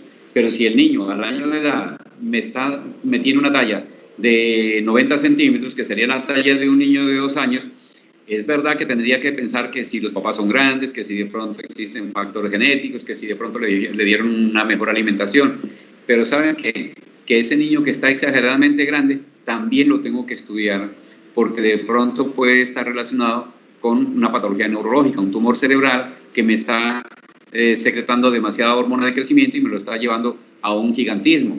Y un gigantismo, pues, aun cuando son raros, pero pueden aparecer y significan enfermedad porque están más altamente relacionados con patologías de toda naturaleza, cardiovasculares, cerebrales, etc. El hombre más grande del mundo, creo que falleció hace poco, estaba en el orden como de los 2 metros con 65 centímetros. En la actualidad no sé si es ese o hay otro. Hay un basquetbolista que mide 2 metros 27. Y ustedes de pronto saben y conocen más que yo de las personas más grandes del mundo. Como también están los enanos, el hombre más pequeño del mundo, y es un colombiano en este momento, el que ostenta el título, mide 67 centímetros. Entonces, son de los extremos que se tienen que vigilar constantemente. Y con respecto al peso, pues, por un lado, vigilar los riesgos de desnutrición, los pacientes desnutridos, cómo diferenciarlo de los pacientes que característica fisiológicamente pueden ser delgados por constitución física, porque su papá, su mamá son delgados, son flacos, pero tampoco podemos esperar que sean realmente gordos. Y el extremo contrario, que de pronto me lo están alimentando demasiado, me lo están rellenando demasiado, y entonces el niño pesa, un niño de 1 año me está pesando el peso que debería tener un niño de 4 años, lo cual sería una obesidad mórbida para esa edad y significaría igualmente de que ese niño obeso está ampliamente expuesto a que me desarrolle enfermedades metabólicas, accidentes cerebrovasculares, diabetes, una cantidad de enfermedades, hipertensión arterial, infartos cardíacos y demás, que me lo pueden llevar a un deceso muy precoz, muy temprano, y que lamentablemente son cosas que se pueden evitar, que se tienen que aprender a controlar y saber educar a la comunidad desde qué es una buena alimentación, hasta dónde se deben permitir, y que los extremos, todos los extremos son peligrosos. ¿Ok? ¿Nadie me ha preguntado nada? Catherine, entre otras cosas, me tienes que correr lista para hacer un seguimiento. Ayer empezamos 74 y terminamos 68. Quiere decir que hubo 6 desertores. Quiero saber quiénes son esos desertores para tenerlos en cuenta. ¿Oíste? Bueno. ¿Algo más? No, señor. Bueno. Yo me prolongo un poquito, vamos a tratar de resumir lo que tenemos a continuación. Como les digo, es una charla que se puede extender más de lo que uno quisiera, y entonces a veces, no me quiero extender, pero es que a veces es tan apasionante transmitir lo que uno sabe y estimularlos para que ustedes aprendan, porque cuando los docentes hablamos generalmente es porque lo hemos leído, porque lo sabemos, porque lo conocemos, y queremos transmitir, queremos estimular a las nuevas generaciones de que tanto así como yo puedo tener un conocimiento, ustedes lo pueden mejorar, lo pueden perfeccionar, van a ser mucho más importantes, mucho más grandes que nosotros. Y esa es la idea. Nosotros tenemos a los residentes que están en formación, nuestros residentes leen 10 veces más que mi persona en este caso. ¿Por qué razón? Porque seguramente pues están dedicados exclusivamente a este curso de perfeccionamiento que se busca. Ustedes están en un curso de perfeccionamiento, de aprendizaje y de perfeccionamiento. Estamos estudiando medicina, en este momento estamos en un área de pediatría en el cual tenemos que aprender a tener el conocimiento suficiente necesario para que podamos atender a los pacientes, para que podamos saber qué es lo normal, diferenciar lo normal de lo anormal. ¿Ok?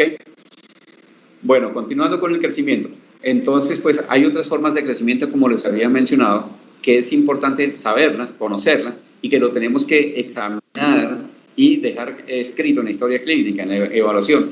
A veces nos olvidamos, creo, muchos colegas se olvidan de que cada vez que estamos enfrente de un paciente, pues también tenemos que mirarle la dentadura.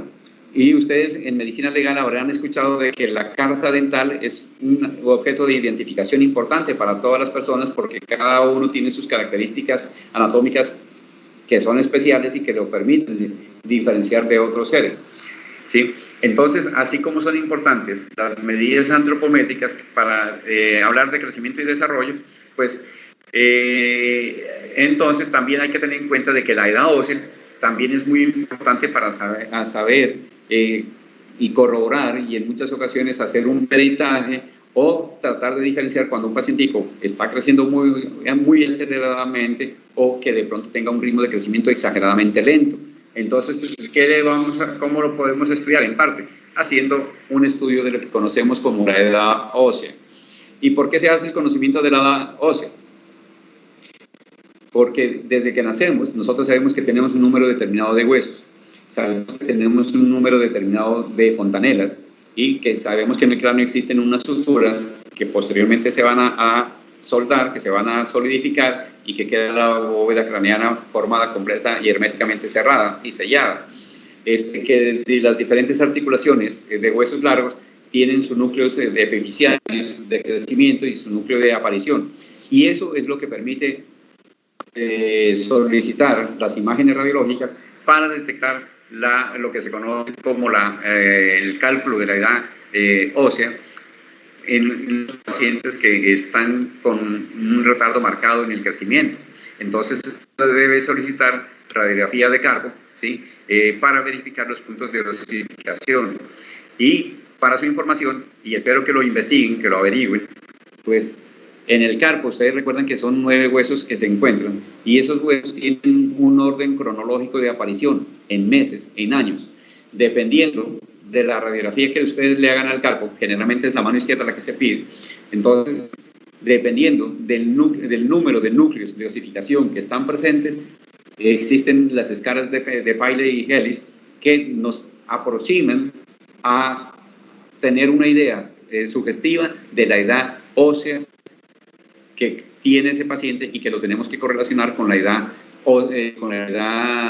cronológica del paciente para mirar si van acordes o están desfasados. Si están acordes, no hay ningún problema, pero si están disarmónicos, disacordes, ¿sí? Entonces seguramente si existe un retraso, esa aparición de los núcleos epificiarios también se trasladan a un sistema de coordenadas, de percentilares, y en ese caso, si el paciente, nosotros esperamos de que generalmente la aparición de los núcleos de osificación todos coinciden en el percentil 50, pero si presentan unas 2 desviaciones estándar por debajo de lo que se espera en normalidad, entonces muy probablemente significa que ese paciente tiene algunas características de tipo funcional, hormonal, que potencialmente pudieran estar explicando y justificando por qué existe el retraso en el ritmo de crecimiento del paciente.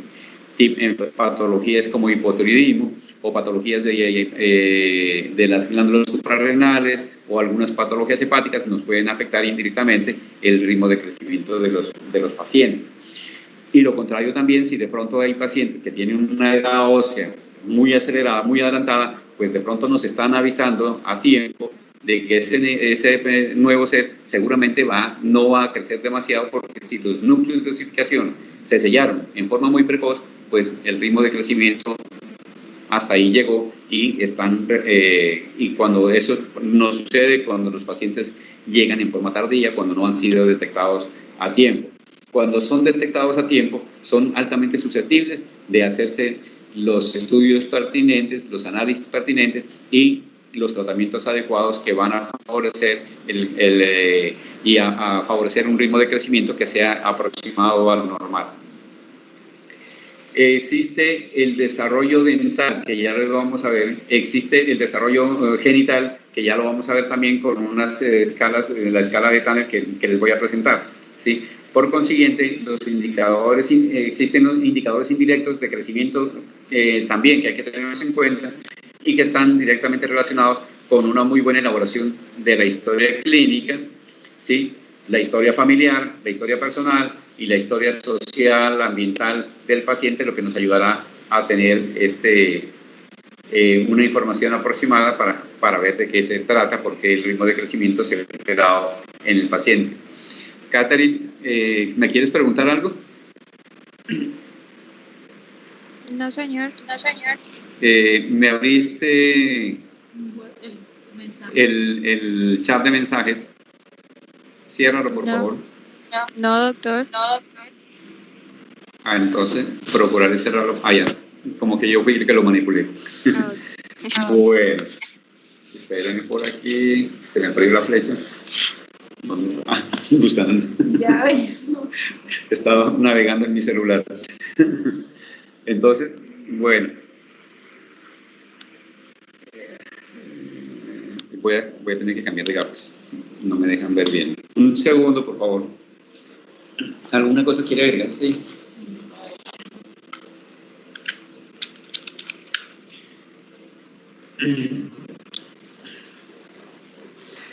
Bueno. Entonces, vamos a ver qué más hay por aquí. Ay, otra vez el celular, lo tengo que quitar aquí. Entonces, ahí está el estudio radiológico. Siempre tenemos que comparar la normalidad, si los seres humanos están creciendo al mismo ritmo, a la misma velocidad, o qué es lo que está pasando. Y para eso se debe solicitar el programa en la edad ósea. Se puede solicitar igualmente en el pie, en las rodillas, para mirar los núcleos de osificación, si hay necesidad. Eso lo determinará el radiólogo. Y miren ustedes, aquí está la mano de un adolescente aproximadamente de 18 años, ya debe tener. ¿Por qué razón? Porque están completamente desarrollados todos los huesos del carpo.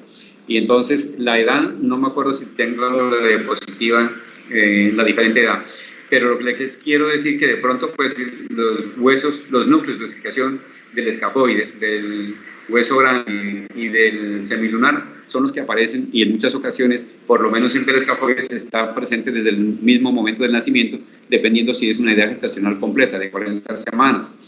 Y posteriormente, cada 8 o 12 semanas aproximadamente, se va intensificando cada núcleo de estos, pero tienen una diferencia marcadita para saber a qué edad corresponde. El que sí lo recuerdo perfectamente y que nos ayuda mucho para saber si una persona es mayor de 15 años es la aparición del hueso pisiforme, porque precisamente ese hueso pisiforme, que es el último en su aparición, lo hace alrededor de esa edad, los 15 años aproximadamente. Aquí está la edad de aparición de los huesos, ¿sí? Hueso grande a los 5 meses, hueso anchos a los 6 meses, la extremidad inferior del radio, etcétera, etcétera. Ustedes la van a tener ahí. Entonces, el pisiforme, aquí dice 10, 12 años, pero la literatura nos reporta hasta los 15 años de edad. ¿Ok? Existen el crecimiento y el desarrollo, y es que, repito, vuelvo y repito, es que el crecimiento y el desarrollo no solamente es el peso y la talla, sino que también hay que tener en cuenta las diferentes estructuras anatómicas que forman una parte importante para saber cómo es el comportamiento y el ritmo de crecimiento, y si es un cuerpo armónico y que le funcione completamente. Todas las estructuras anatómicas entonces están presentes desde el momento de nacimiento, empiezan el desarrollo desde la cuarta semana de gestación, empieza el desarrollo de la yema pulmonar, a esa semana también empieza la yema cardíaca, a las 8 semanas de gestación aproximadamente ya es posible percibir, auscultar los primeros ruidos cardíacos a las 8 semanas de edad gestacional, y así por el estilo me podría extender diciéndoles todas las variaciones que se van presentando de las diferentes estructuras anatómicas que es importante conocer. Cuando nacen, el crecimiento de los senos paranasales también es importante saber que no nacemos con todos los senos paranasales. De pronto los únicos senos paranasales que están presentes al momento del nacimiento son los esmoidales, pero posteriormente entre los 6 y los 12 meses aparecerán los esfenoidales, después a los 4 años aparecen los maxilares, y entre los 7 años, 8 años aproximadamente se han formado realmente los frontales, ¿sí? Y hay que tenerlo en cuenta de esto, ¿para qué?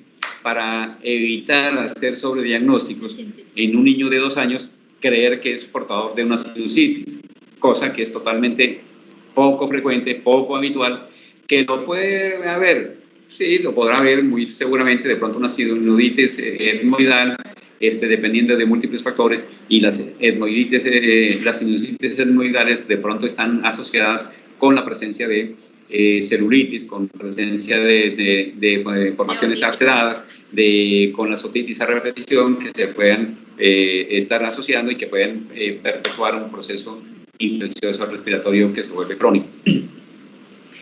La maduración en cuanto a la adquisición de la madurez visual también es importante. Ustedes habrán escuchado y lo van a seguir escuchando de que los niños cuando nacen realmente nacen pero no nos logran diferenciar adecuadamente. De pronto lo que un recién nacido alcanza a visualizar será una sombra, será una mancha, será como un bulto o como un espanto seguramente, ¿cierto? Y se considera que en el primer mes de vida los niños son incapaces o no tienen la capacidad de diferenciar los colores.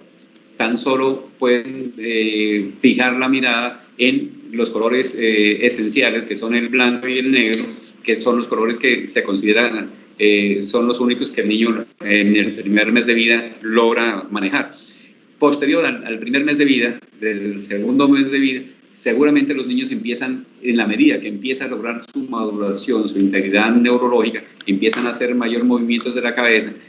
Parece ser que también la formación de los conos y bastones acelera su ritmo de crecimiento y su maduración funcional, permitiéndole obtener la capacidad de observar los colores primarios, el amarillo, el rojo y el azul, ¿sí?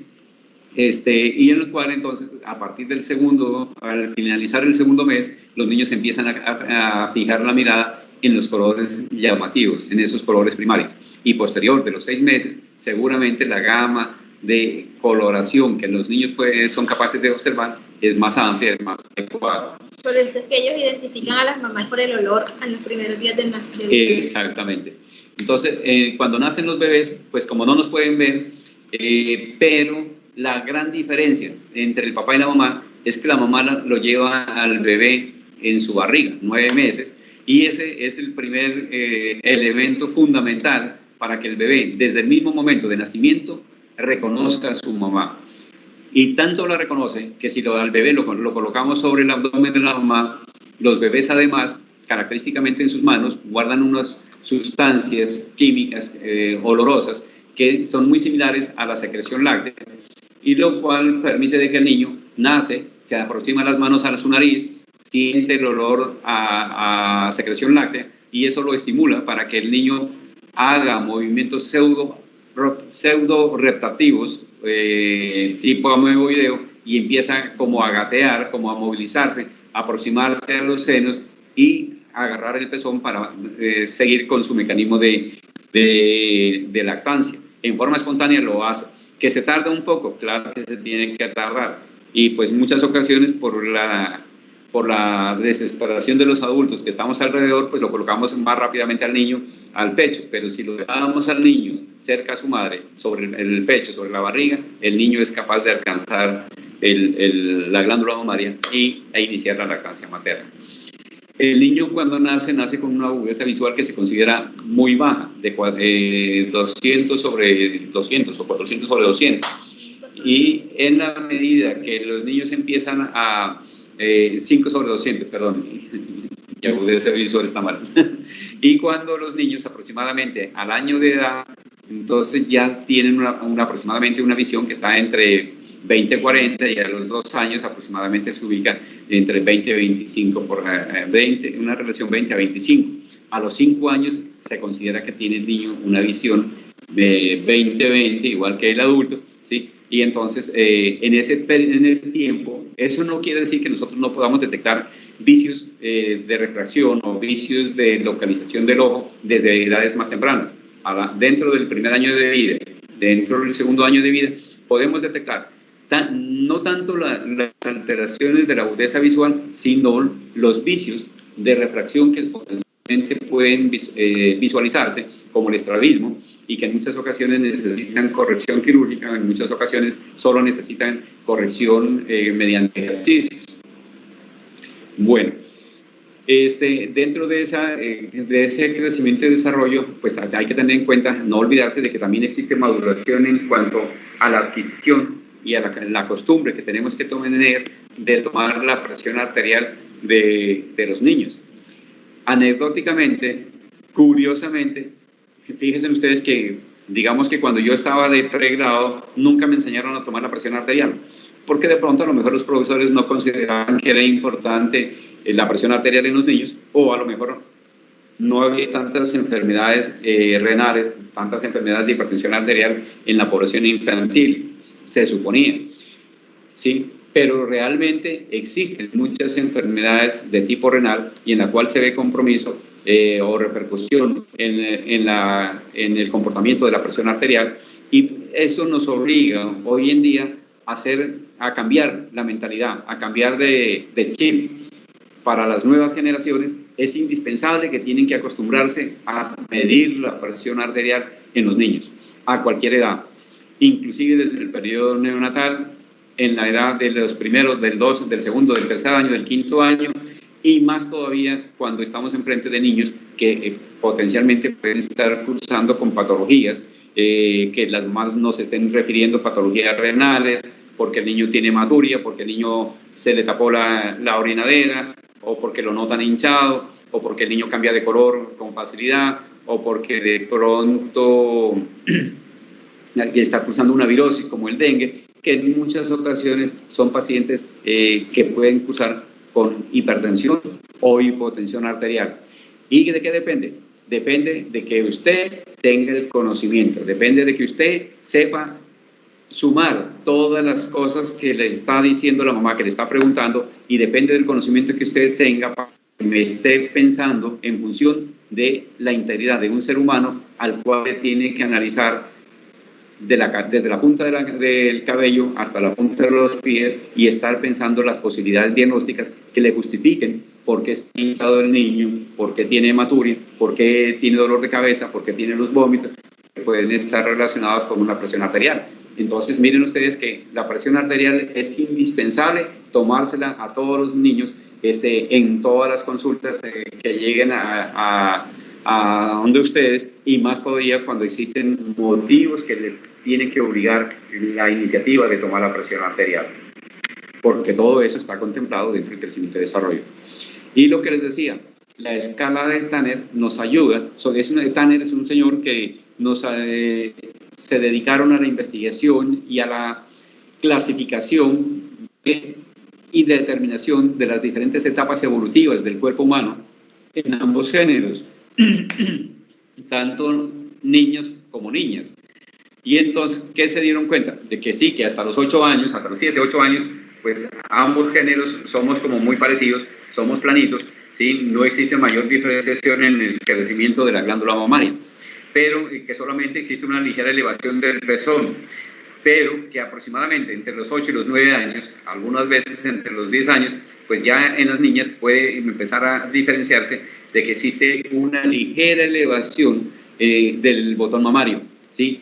La piedrita que les mencionaba anteriormente, que empieza en un lado y posteriormente en el siguiente lado con un dolor especial que en muchas ocasiones obliga a la consulta de médica. Y es el médico el que con el conocimiento acertado y adecuado les tiene que hacer caer en cuenta a los padres de que sus niños están terminando la etapa de niñez y que están empezando la serie de cambios madurativos que los está llevando a entrar en la etapa de la adolescencia, ¿ok? Más adelante, a los 11, 12 años aproximadamente, pues se van a encontrar con un mayor agrandamiento de la glándula mamaria, que ya se empieza a sobreelevar toda la glándula mamaria y la areola, sin separación de los contornos. Y entonces le fueron colocando, como ustedes ven, grados 1, grado 2, grado 3, hasta el grado 5. El grado 5, obviamente, pues ya es cuando la glándula mamaria es adulta, está completa, hay proyección del pezón solamente, y que es debido a la recesión o separación de la areola al nivel de la piel de la mama, ¿sí? Entonces, esto lo tenemos que verificar realmente cada vez que nosotros estamos examinando a un paciente. Esto, ¿cómo logramos el conocimiento? Leerlo es una cosa, Ponerlo en práctica es lo más importante. Y si ustedes lo ponen en práctica con cada pacientico que vayan a examinar cada día, entonces ustedes lo van a recordar con facilidad, se lo van a aprender de memoria y les va a constituir una manera fácil de que cada vez que examinen a un niño o una niña que está en determinada edad, a los 5, a los 7, o a 10 años, 12 años, pues usted le tendrá que hacer la clasificación de Tanner, cómo están las mamas, porque ahí es donde uno de los puntos que se tienen que evaluar para mirar. La aparición de las glándulas mamarias se llama telarca, y la pubarca, que es la aparición de las vellosidades, entonces tienes también su ritmo de crecimiento, como lo pueden visualizar ustedes ahí, desde los 7 años, que es totalmente lampiño, y en la medida que van pasando 1, 2 años, 4 años, hasta la edad de los 15 años aproximadamente, en la cual ya se encuentra la cantidad de vello adulto en cantidad, disposición y con un límite superior, horizontal y triangular invertido, que se extiende hasta la cara interna de los glúteos. Este va a ser un grado 6, una pubarca grado 6, pubarca 0, pubarca 1, 2, esta sería la 4, la 5 y la 6 entonces. Ok, aquí empieza desde la pubarca, perdón, grado 1, grado 1, grado 2, grado 3, a diferencia de la telarca, que la telarca así también empieza grado 1, grado 2, grado 5. La pubarca tiene grado 6. Aparte de la distribución de ese vello púbico, también es importante que en las diferentes etapas va cambiando su textura y va cambiando el grosor, el calibre. Mismo. Antes era más liso, más suave, y a medida que va creciendo se va tornando más grueso, más áspero. Exactamente. En los varones, entonces también está la clasificación de Tanner con respecto a la estructura, las características de los genitales masculinos, ¿sí? Entonces, el tamaño del pene, el tamaño de los testículos, la aparición de las vellosidades, igualmente. Miren que entre más pequeño, pues cero vellosidades, lampiños totalmente, pero alrededor de los 8 o 9 años es probable que empiecen a aparecer la aparición de las primeras vellosidades, que en principio son finas, son muy tenues.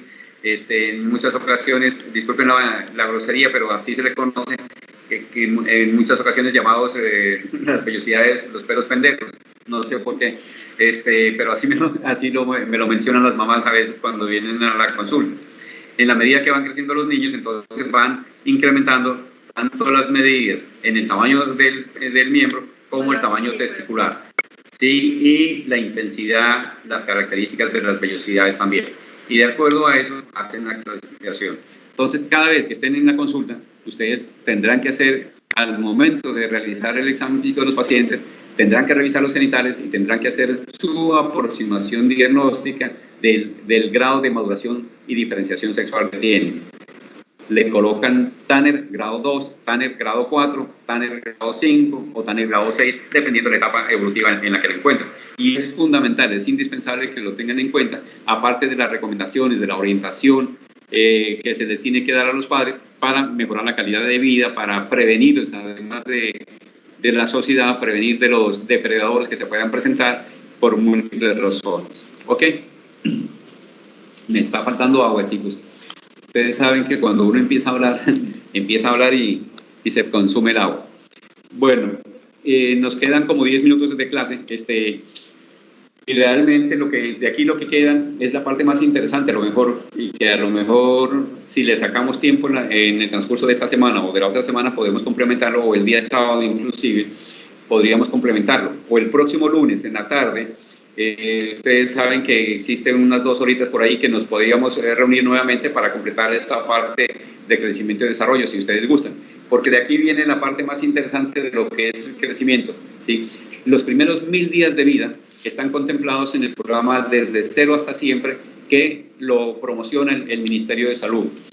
Desde Cero hasta Siempre es el programa de crecimiento y desarrollo diseñado, ideado por psicólogos y por pediatras de la ciudad de Barranquilla, que fue sometido a varios concursos y que ganó varios concursos y reconocimientos, y por esa razón entró a formar parte de las guías del Ministerio de Salud.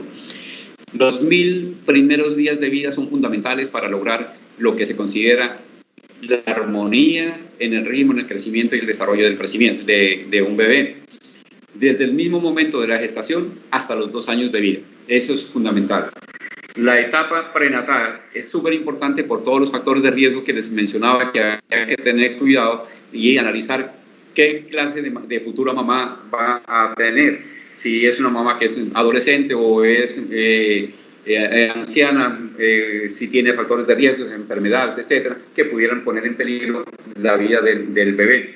En todo caso, el máximo periodo de crecimiento se produce en estos primeros 1000 días de vida, que se traduce, por un lado, en el ritmo de crecimiento y en la talla final que esperamos que tenga el niño hasta los 2 años de edad, ¿sí?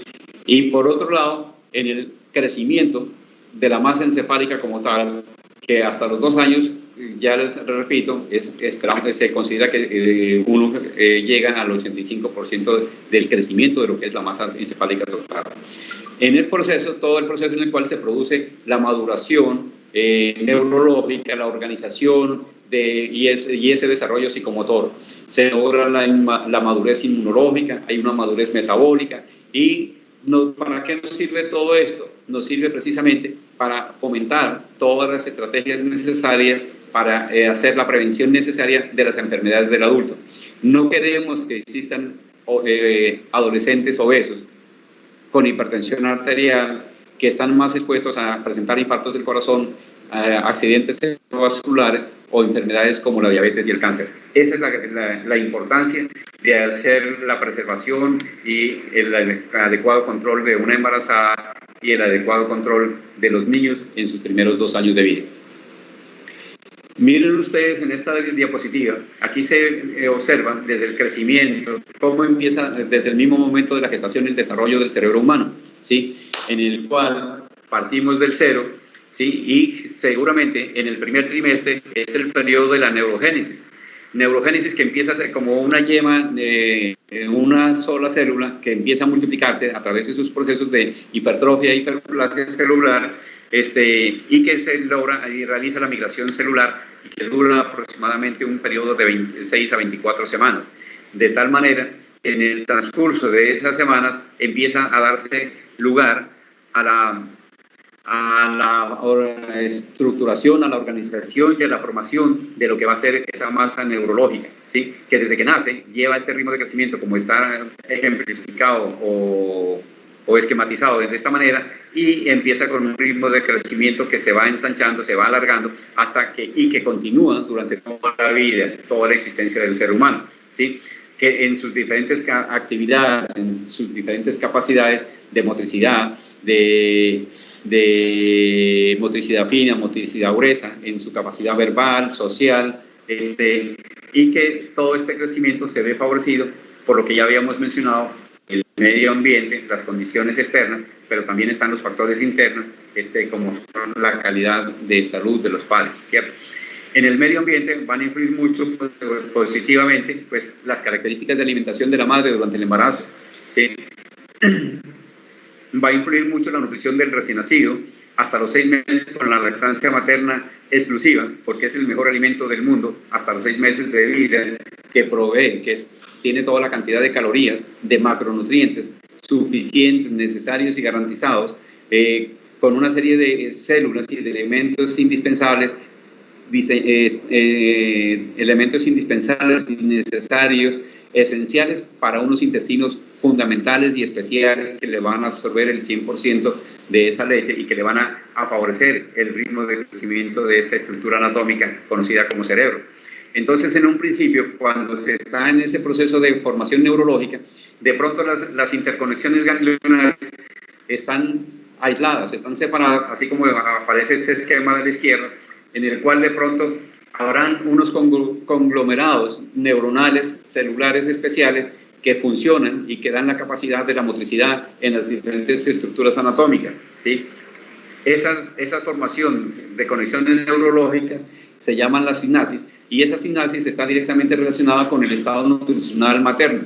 Si la mamá nutricionalmente está en condiciones óptimas, va a tener un producto óptimo que nos va a garantizar un crecimiento neurológico adecuado, ideal.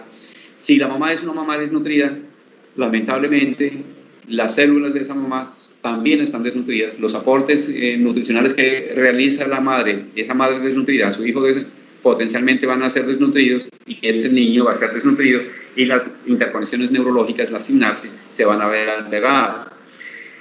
Existen una infinidad de sustancias que contribuyen para que se den estas formaciones neurológicas, ¿sí?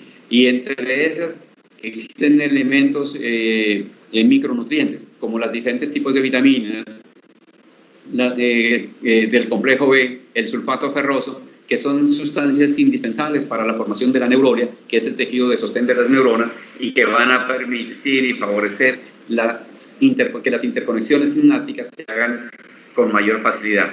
De tal manera que en la medida que siga ese ritmo de crecimiento acelerado en los primeros 2 años, entonces favorezca que se den lugar a la formación de los diferentes circuitos cerebrales que se interconecten y que funcionen armónicamente. ¿Para qué? Para que nosotros podamos tener unas funciones psicomotoras básicas, fundamentales y necesarias, como la motricidad gruesa, la motricidad fina, que podamos escuchar, que podamos visualizar, que podamos desarrollar un lenguaje, que tengamos emociones, que las podamos expresar y que podamos tener una vida social y que podamos compartir. Existen una serie de funciones superiores, ¿sí? Las funciones básicas son las que nos permiten evaluar el crecimiento y el desarrollo. Las funciones cognitivas superiores son las que nos van a permitir determinar qué tan inteligentes son las personas, porque está directamente relacionada con el grado de conocimiento, con la capacidad de ese pensamiento superior que adquiere cada uno de nosotros, con el nivel de estudio, con la intención, con la mejor intención que le pongan cada uno a tratar de descubrir qué es lo bueno, cuál es el verdadero objetivo de querer ser profesionales de la salud. Querer ser médico no significa aprenderse solamente las diapositivas. Voy a estudiar las diapositivas para pasar la materia, para hacer el parcial. No, ahí ustedes se están enfrascando y están perdiendo el tiempo. No podemos querer basarnos en las diapositivas que les estoy pasando para querer aprender teoría de ella.